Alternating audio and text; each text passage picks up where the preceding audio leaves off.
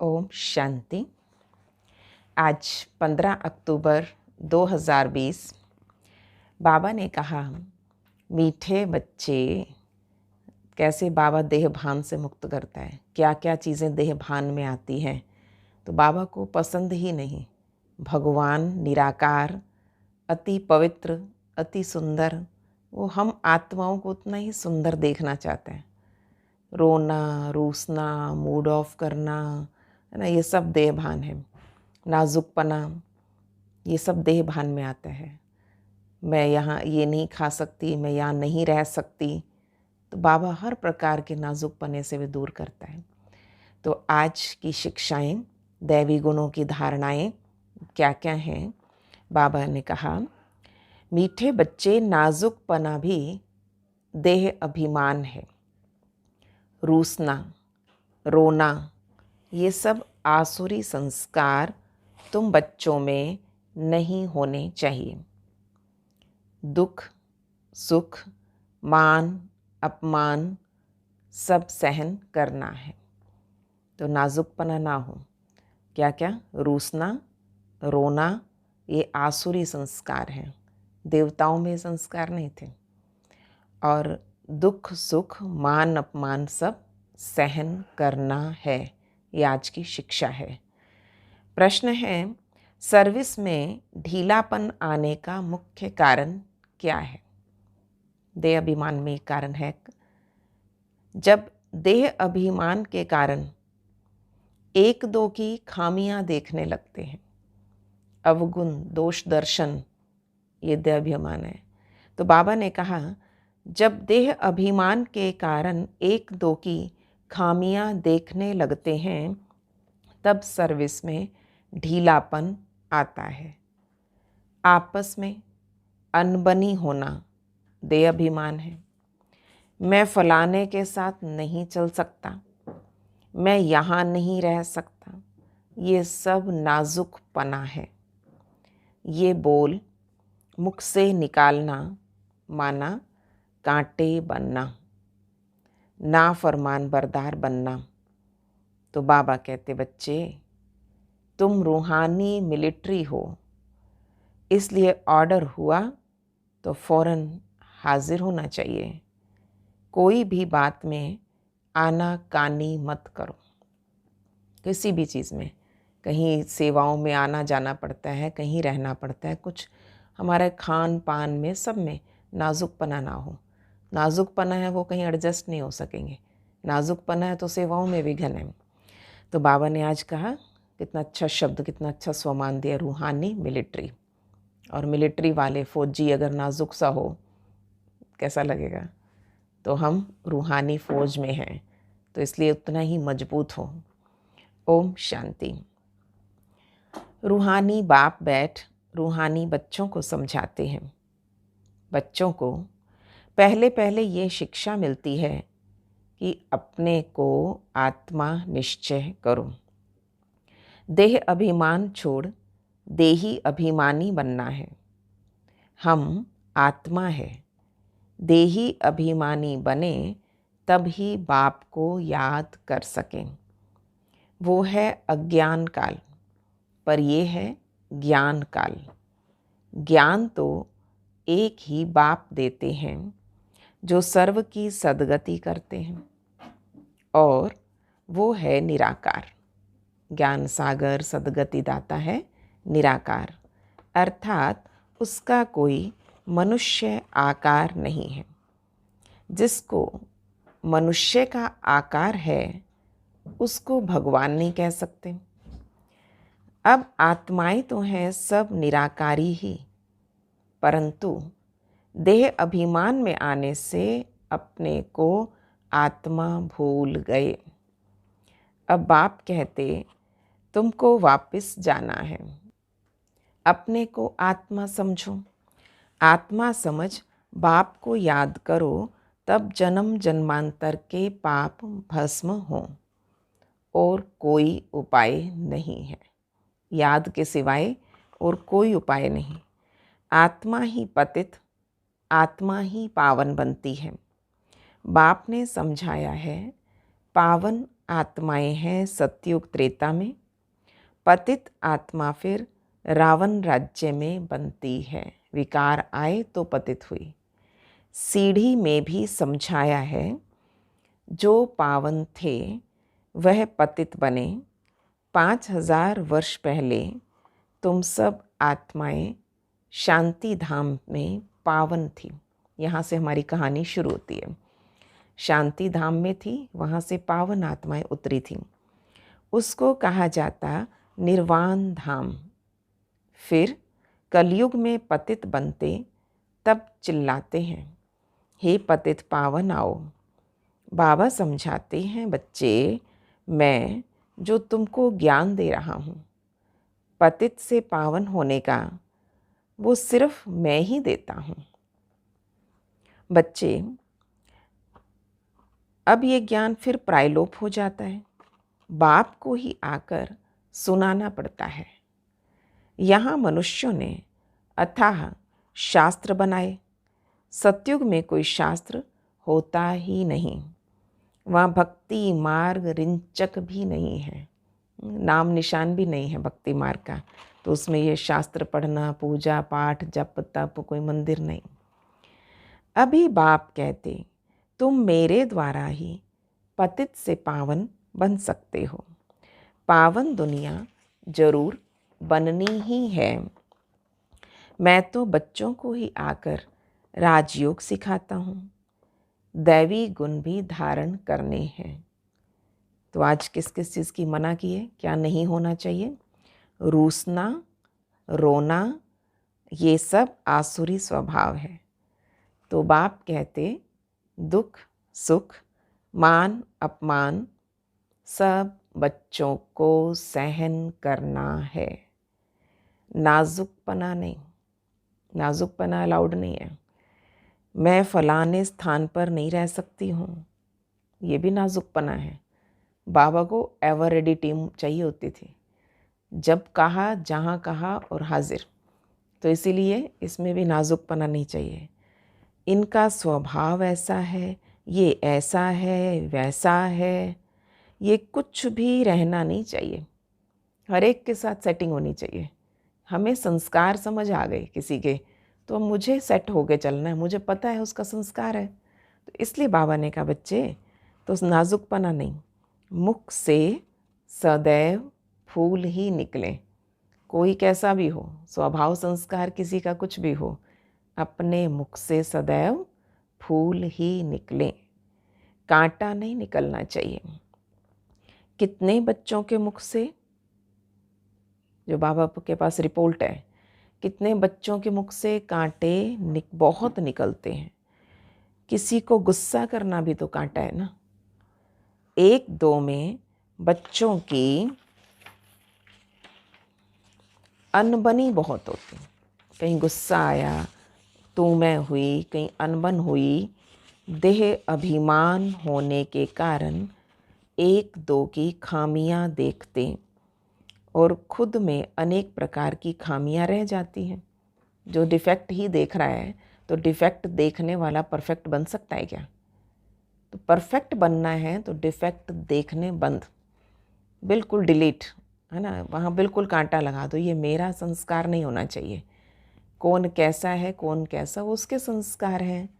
तो मेरे संस्कारों में नहीं आना चाहिए कि मैं उसकी ये खामियां देखती रहूँ, इन्होंने ये किया, ये ऐसी है, ये वैसा है, नहीं। इसलिए सर्विस ढीली पड़ जाती है, क्योंकि वाइब्रेशन नहीं बनता ना। तो बाबा ने कहा, बच्चे बाबा समझते हैं ये भी ड्रामानुसार ही होता है, सुधरना भी तो है। मिलिट्री के लोग जब लड़ाई में जाते हैं तो उन्हों का काम ही है दुश्मन से लड़ना। फ्लड्स होती हैं, कुछ हंगामा हुआ तो भी बहुत मिलिट्री को बुलाते हैं। फिर मिलिट्री के लोग मज़दूरों आदि का काम भी करने लग पड़ते हैं। ठीक है वो फौजी, पर उनको क्या क्या करना पड़ता है जब आपदा पड़े। तो बाबा ने कहा, ऐसे एवर रेडी, हर काम करने के लिए तैयार। तो मज़दूरों आदि का काम भी करने लग पड़ते। गवर्नमेंट मिलिट्री को ऑर्डर करती है, ये मिट्टी सारी भरो, अगर कोई ना आया तो गोली के मुंह में। तो बाबा ने कहा गवर्नमेंट का ऑर्डर मानना ही पड़े, ठीक है, नहीं तो शूट हो जाओगे। बाबा कहते नहीं तो नौकरी से निकाल दिए जाते। तो बाबा कहते तुम भी सर्विस के लिए बंधे हुए हो। कितनी ताकत भर रहा है आज बाबा। तो बाबा ने कहा बाप जहाँ भी सर्विस में जाने के लिए बोले झट हाजिर होना चाहिए। कुछ भी थोड़ी सी भी अपना कंफर्ट जोन नहीं बनाना। कंफर्ट जोन बना के जो बैठ जाते हैं ना, फिर उनको प्रॉब्लम होती है कहीं भी जाने से, क्योंकि उनका अपना कंफर्टेबल जोन ख़त्म हो रहा है ना। वहाँ ये नहीं मिलेगा, वहाँ ये नहीं मिलेगा। बाबा कहते नहीं, फौजी हो, ताकत होनी चाहिए। तो जहाँ सर्विस पे जाने के लिए बोले झट हाजिर होना चाहिए। नहीं माना तो मिलिट्री नहीं कहेंगे, वो फिर दिल पर नहीं चढ़ते हैं। बाबा को कितना एवर रेडी। एक बार बाबा ने किसी बहन को बोला कि तुम्हें वहाँ जाना है, तैयार होके आ जाओ। तो कहते बाबा अभी आती हूँ, ऐसे कह के, और उसको टाइम लग गया, वो नहीं पहुँची है 10 मिनट में। तो बाबा ने दूसरी बहन को कहा कि तुम जाओ। उसने तुरंत उठाया बैग और वो चली गई और उसको बाबा ने रवाना कर दिया। जब वो बहन आई तो उसने कहा बाबा मेरे कपड़े भीगे हुए थे, जो उसमें जैसे सर्फ में डुबोए होते हैं, तो इसलिए वो मैं कपड़े धो के जा रही थी। बाबा ने कहा बच्चे जिसको सेवा में जाना था चली गई। मतलब कितना एवर रेडी होना चाहिए। बाबा कहते नहीं तो ऐसे छोटे छोटे कामों के पीछे हमें लगता है ये भी कर लूँ, वो कर लूँ, फिर जाऊँगी, ये काम हो जाए फिर चली जाऊँगी। नहीं, बाबा ने कहा बच्चे तुम बाप के मददगार हो सबको पैगाम देने में। अब समझो, कहीं बड़ा म्यूज़ियम खोलते हैं, कहते हैं 10 माइल दूर है, सर्विस पे तो जाना पड़े ना। दूरी क्या है, सेवा है तो सेवा है।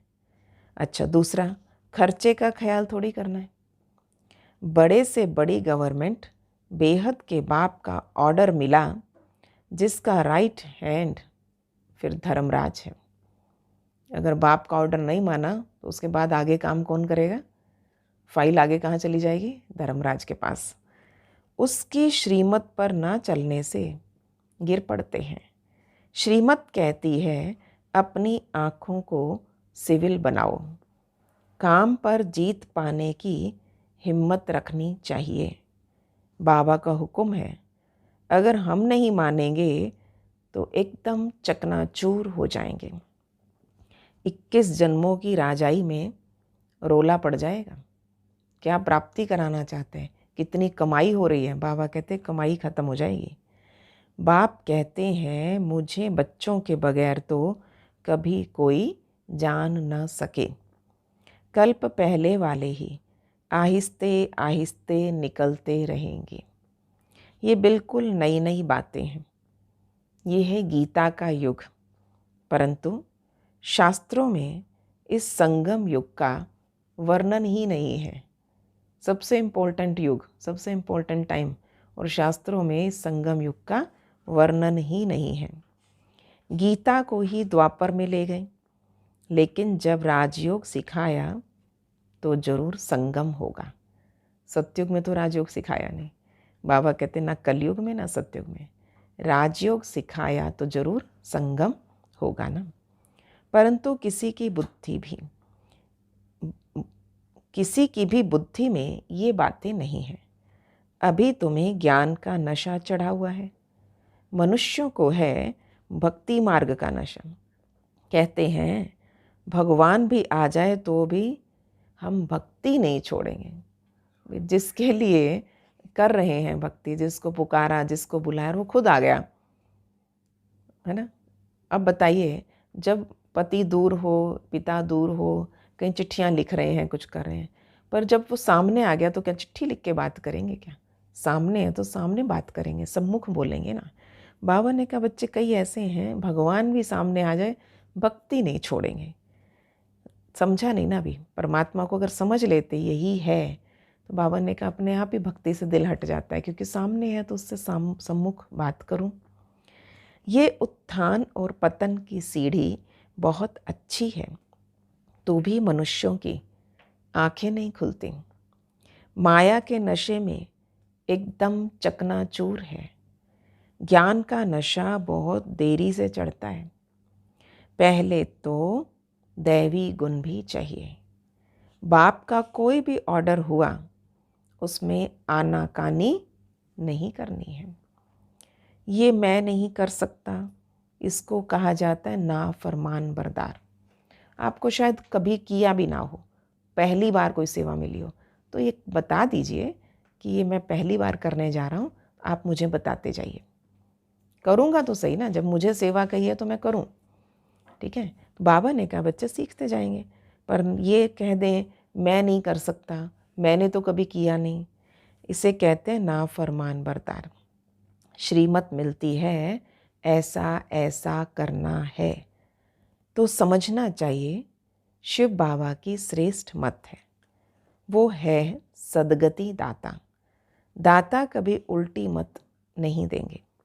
बाप कहते हैं मैं इनके बहुत जन्मों के अंत में प्रवेश करता हूँ, और इसमें भी देखो लक्ष्मी ऊंच चली जाती है। मम्मा पहले आगे चली गई, गायन है, फीमेल को आगे रखा जाता, तो पहले लक्ष्मी फिर नारायण, यथा राजा रानी तथा प्रजा हो जाती। तुमको भी ऐसा श्रेष्ठ बनना है। इस समय तो सारी दुनिया में रावण राज्य है। सभी कहते हैं राम राज्य चाहिए। अब है संगम। जब इन लक्ष्मी नारायण का राज्य था तो रावण राज्य नहीं था। फिर चेंज कैसे होती ये कोई नहीं जानता। ये कहाँ से राम राज्य से रावण राज्य कब आ गया, कैसे आ गया, ये कहानी कोई नहीं जानता। सभी घोर अंधियारे में हैं। समझते हैं कलयुग तो अभी छोटा बच्चा है, रेगड़ी पहन रहे ना, घुटनों के बल चल रहा है अभी तो मनुष्य और ही नींद में सोए हुए हैं। ये रूहानी नॉलेज रूहानी बाप ही रूहों को देते हैं, राजयोग सिखाते हैं। श्री कृष्ण को रूहानी बाप नहीं कहेंगे, वो ऐसा नहीं कहेंगे हे रूहानी बच्चों, ये भी लिखना चाहिए। रूहानी नॉलेजफुल बाप स्पिरिचुअल नॉलेज रूहानी बच्चों को देते हैं। इतना क्लियर अंदर अंडरस्टैंडिंग हो। वो परम रूह सुप्रीम सोल मुझ सोल को ही तो पढ़ा रहा है। बाप समझाते हैं दुनिया में सभी मनुष्य है देह अभिमानी, मैं आत्मा हूँ ये कोई नहीं जानते। बाप कहते हैं किसी की भी आत्मा लीन नहीं होती। अभी तुम बच्चों को समझाया जाता है दशहरा दीपावली क्या है। मनुष्य तो जो भी पूजा आदि करते सब ब्लाइंड फेथ की, जिसको गुड्डी पूजा कहा जाता, पत्थर पूजा कहा जाता। अभी तुम पारस बुद्धि बनते हो तो पत्थर की पूजा नहीं कर सकते हो। चित्रों के आगे जाकर माथा टेकते कुछ समझते तो है ही नहीं। कहते हैं ज्ञान भक्ति और वैराग्य। ज्ञान आधा कल्प चला, फिर भक्ति शुरू हुई। अब तुमको ज्ञान मिलता है तो भक्ति से वैराग्य आ जाता है। ये दुनिया ही बदलती है। कलयुग में भक्ति है, सतयुग में भक्ति नहीं होती, वहाँ है ही पूज्य। तो बाप कहते हैं बच्चे तुम माथा क्यों टेकते हो? आधा कल्प तुमने माथा ही तो घिसाया, पैसे गंवाए, मिला तो कुछ नहीं। माया ने एकदम माथा मूड़ लिया, कंगाल बना दिया। बाप आकर सबका माथा ठीक कर देते हैं। अभी आहिस्ते आहिस्ते कुछ यूरोपियन लोग भी समझते हैं। बाबा ने समझाया ये भारतवासी तो बिल्कुल तमोगुनी बन गए हैं। वो और धर्म वाले फिर भी पीछे आते हैं, तो सुख भी थोड़ा दुख भी थोड़ा मिलता है। और भारतवासियों को सुख भी बहुत और दुख भी बहुत है। ये एक बड़ी मज़ेदार बाबा ने समझानी दे दी है कि तुम शुरू से आए थे सतयुग से लेके, तो सुख भी ज़्यादा पाया तो दुख का समय ज़्यादा देखोगे, परंतु वो थोड़े सा सुख देखते हैं, थोड़ा सा दुख जो पीछे आते हैं। पीछे वृद्धि को पाते पाते अभी आकर धनवान हुए हैं। अब फिर सबसे भिखारी भी भारत बना, अंध श्रद्धालु भी भारत ही है, ये भी ड्रामा बना हुआ है। तो बाप कहते हैं मैंने जिसको हेवन बनाया वो हेल बन गया। ये भारत क्या था? सोने की चिड़िया। मैंने जिसको हेवन बनाया वो हेल बन गया। मनुष्य बंदर बुद्धि बन गए, उनको मैं आकर मंदिर लायक बनाता हूँ। विकार बड़े कड़े होते हैं। क्रोध कितना है? तुम्हारे में कोई क्रोध नहीं होना चाहिए। कितना पक्की धारणा करनी है, जैसे काम विकार के लिए पक्की धारणा कर ली, हमें पवित्र रहना ही है। उसके लिए मार खा लेंगे, सहन कर लेंगे, पर पवित्र रहेंगे। तो इसी तरह से क्रोध में भी थोड़ा सहन कर लो। किसी ने कुछ कह दिया, जवाब देने की क्या आवश्यकता है? सहन कर लो। जब वहाँ सहन कर सकते हैं तो विकार के लिए तो फिर क्रोध में क्यों नहीं?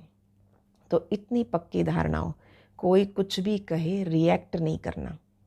मुझे बोलना नहीं है, मुझे फूल बरसाने हैं, पत्थर नहीं। किसका बच्चा हूँ मैं? बाबा ने कहा बच्चे तुम्हारे में कोई क्रोध नहीं होना चाहिए।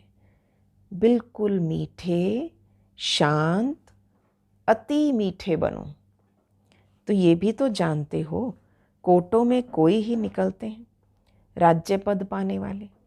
तो बाप कहते मैं आया हूँ तुम्हें नर से नारायण बनाने, और उसमें भी 8 रतन मुख्य गाए जाते हैं। 8 रतन और बीच में बाप। 8 हैं पास विद ऑनर्स, सो भी नंबरवार पुरुषार्थ अनुसार। देह अभिमान को तोड़ने में बड़ी मेहनत लगती है।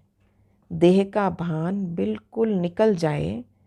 कोई कोई पक्के ब्रह्म ज्ञानी जो होते हैं उन्हों का भी ऐसा होता है, बैठे बैठे देह का त्याग कर देते हैं। जैसे ब्रह्म में लीन हो गए, ऐसे अपनी साधना में बैठ जाते हैं और शरीर त्याग देते हैं। बैठे बैठे ऐसे शरीर छोड़ते वायुमंडल एकदम शांत हो जाता, और अक्सर करके प्रभात के शुद्ध समय पे शरीर छोड़ते। रात का को मनुष्य बहुत गंद करते, सुबह को स्नान आदि करके भगवान भगवान कहने लग जाते। वही विकारी लोग, बाबा ने कहा सवेरे उठेंगे, नहा धो के फिर राम नाम जपेंगे, पूजा करते हैं। बाप सब बातें समझाते। प्रदर्शनी आदि में भी पहले पहले तुम अलफ का परिचय दो। पहले अलफ और बे। बाप तो एक ही निराकार है। बाप रचयिता ही बैठ रचना के आदि मध्य अंत का ज्ञान समझाते हैं। वही बाप कहते मामेकम याद करो। देह के संबंध छोड़ अपने को आत्मा समझ मामेकम याद करो। बाप का परिचय तुम देंगे, फिर किसी को हिम्मत नहीं रहेगी प्रश्न उत्तर करने की भी। पहले बाप का निश्चय पक्का हो जाए तब बोलो 84 जन्म ऐसे लिए जाते हैं। चक्र को समझ लिया, बाप को समझ लिया, फिर कोई प्रश्न उठेगा ही नहीं। बाप का परिचय देने बगैर बाकी तुम टिक टिक करते हो तो उसमें तुम्हारा ही टाइम बहुत वेस्ट हो जाता है, गले घुट जाते हैं। बाबा के अलावा कुछ नहीं, प्योर ज्ञान। ज्ञान को कैसे कन्विंस करना है वो वाली समझ। बाबा कहते फालतू टिक टिक मत करो, नहीं तो गले ही घुट जाते। पहली पहली बात अलफ की उठाओ। टिक टिक करने में समझ थोड़ी सकेंगे, और बातें सब समझा देंगे। आजकल पॉजिटिव थिंकिंग ये वो, अरे बाप का परिचय तो दो। इतना पॉजिटिव कौन कर सकता है? वो पॉजिटिविटी का भंडार कौन है? तो बाबा ने कहा बच्चे बिल्कुल सिंपल रीति और धीरे से बैठ समझाना चाहिए। धीरे धीरे समझाओ, टिक जाती बात। जो देही अभिमानी होंगे वही अच्छा समझा सकेंगे। बड़े बड़े म्यूज़ियम में अच्छे अच्छे समझाने वालों को मदद देनी पड़े। थोड़े रोज़ अपना सेंटर छोड़ मदद देने आ जाना चाहिए। जहाँ बड़ी सेवाएं हैं तो बाबा कहते छोटी सेवा का त्याग कर दो, बड़ी सेवा में लग जाओ। पिछाड़ी में सेंटर संभालने कोई को बिठा दो, किसी को भी सेंटर संभलवा दो कि कोई आए मुरली सुना देना और हम इस सेवा पे जा रहे हैं। अगर गद्दी संभालने लायक कोई को आप समान नहीं बनाया तो बाप समझेंगे कोई काम के नहीं है, सर्विस नहीं की इन्होंने। आप समान तैयार करो ताकि आप अगली सेवा पर और बड़ी सेवा पे जा सकोगे।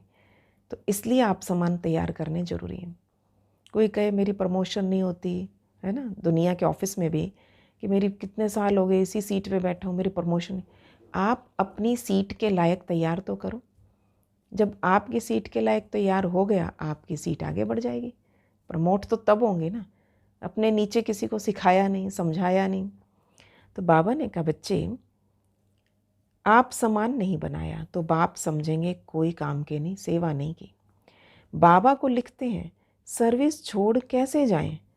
अरे बाबा हुक्म कर रहे हैं, कहाँ किसने है ये भी तो देखो ना। फलानी जगह प्रदर्शनी है, सर्विस पे जाओ। अगर गद्दी लायक किसी को नहीं बनाया तो तुम किस काम के? क्योंकि वहीं चिपके रहोगे। अपना सेंटर, अपनी छोटी सी सेवा उसमें हो और बड़ी सेवाओं में, बेहद सेवाओं में जा नहीं सकते। बाबा ने हुक्म किया और झट भागना चाहिए। महारथी ब्राह्मणी उसको कहा जाता है। बाकी तो सब हैं घोड़े सवार प्यादे। सबको सर्विस में मदद देनी है। इतने वर्ष में तुमने किसी को आप समान नहीं बनाया तो क्या करते थे? इतने साल किया क्या? इतने समय में मैसेंजर नहीं बनाया जो सेंटर संभाल लेवे। कैसे कैसे मनुष्य आते हैं जिनसे बात करने का अक्ल होना चाहिए।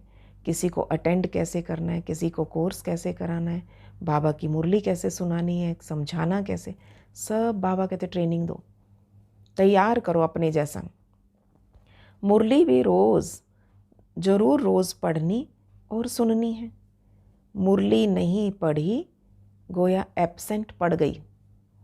तो तुम बच्चों को सारे विश्व पे घेराव डालना है। तुम सारे विश्व की सेवा करते हो ना, तो पतित दुनिया को पावन बनाना, ये घेराव डालना है ना। सभी को मुक्ति, जीवन मुक्ति धाम का रास्ता बताना है, दुखों से छुड़ाना है। अच्छा, इतना सब काम दे दिया आज बाबा ने, धारणाएं समझाई, इतना कार्य दिया, तब बाबा ने विदाई ली। अच्छा, मीठे मीठे सिक्की लधे बच्चों प्रति मात पिता बाप दादा का याद, प्यार और गुड मॉर्निंग।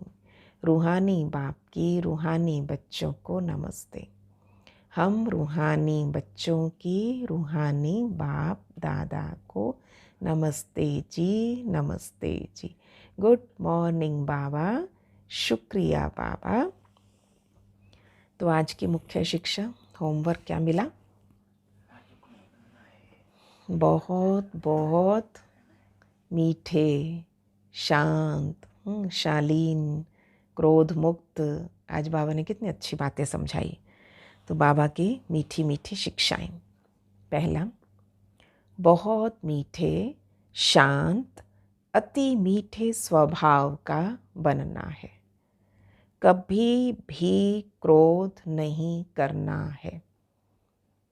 ये अपना प्रोजेक्ट बना लो। अपने लिए सज़ा खुद निश्चित। मुझे क्रोध आ जाए तो मुझे क्या करना है? तो आप सोच के देखिए, अगर अपनी सज़ा निश्चित है तो आपको याद रहेगा कि अगर मैंने गुस्सा किया तो मैंने रोटी नहीं खानी। जब रोटी नहीं खाओगे तो आपको याद रहेगा ना कि मुझे शांत रहना चाहिए था, और शांत रहना तो कैसा बोलना चाहिए था। खुद को खुद सजेशन दो। ऑटो सजेशन के बिना काम नहीं चलेगा। लोग सजेस्ट करते हैं, लोग समझाएं, बहुत बुरा लगता है। तो खुद को खुद समझाओ। बिल्कुल नो रिएक्शन एट ऑल। बहुत मीठे, शांत, अति मीठे स्वभाव का बनना है, कभी क्रोध नहीं करना। अपनी आँखों को बहुत बहुत सिविल बनाना है। दूसरा, बाबा जो हुक्म करे उसे फौरन मानना है। सारे विश्व को पतित से पावन बनाने की सेवा करनी है, अर्थात घेराव डालना है। तो ये सेवा और स्थिति, पहला पॉइंट स्थिति पे, कैसी स्थिति होनी चाहिए, अति मीठे, अति शांत, है ना। और दूसरा है सारे विश्व में आपने घेराव डालना है, तो एवर रेडी बनो, बाबा जो हुक्म करे। तो आज बाबा का मीठा वरदान है, अपने महत्व व कर्तव्य को जानने वाले सदा जागती ज्योत भव। सदा जागती ज्योत, अपनी वैल्यू को समझो। सबसे पहले आप बच्चे जग की ज्योति हो। आपके परिवर्तन से विश्व का परिवर्तन होना है, इसलिए बीती सो बीती करके अपने महत्व व कर्तव्य को जानकर सदा जागती ज्योत बनो। आप सेकंड में स्व परिवर्तन से विश्व परिवर्तन कर सकते हो। सिर्फ प्रैक्टिस करो, प्रैक्टिस। अभी अभी कर्म योगी, अभी अभी कर्मातीत, बिल्कुल फुल स्टॉप। कर्म हो गया ना, सेवा हो गई, फुल स्टॉप। कर्मातीत स्टेज, जैसे आपकी रचना कछुआ सेकंड में सब अंग समेट लेता है, विड्रॉ कर लेता है, ऐसे आप मास्टर रचता समेटने की शक्ति के आधार से सेकंड में सर्व संकल्पों को समाकर एक संकल्प में स्थित हो जाओ, एक रस स्थिति बना लो। स्लोगन है, लवलीन स्थिति का अनुभव करने के लिए स्मृति विस्मृति की युद्ध समाप्त करो। लवलीन स्थिति बनाने के लिए या अनुभव करना है तो स्मृति विस्मृति का युद्ध समाप्त करो। ओम शांति।